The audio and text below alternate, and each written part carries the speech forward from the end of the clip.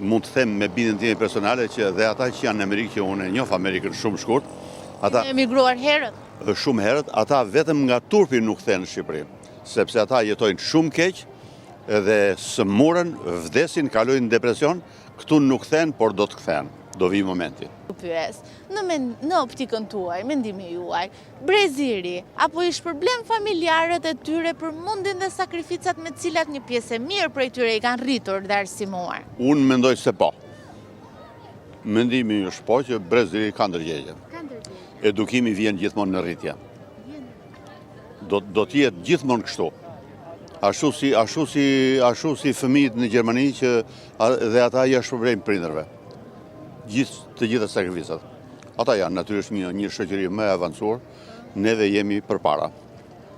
Jemi gjithmonë përpara dhe jam shumë optimist. Jeni shumë optimist për të rinjt shqiptar. Jam optimist për të rinjt shqiptar, patjetër.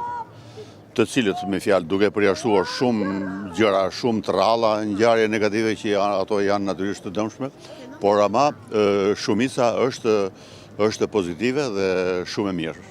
Që duan punën, që jetojnë me shumë... Të rinjt që duan punën natyrisht, sepse shohin që dikur, për shumë, para shumë vjetësh, emigracioni ishte natyrisht më i domosdoshëm edhe më mundshme për të stabilizuar.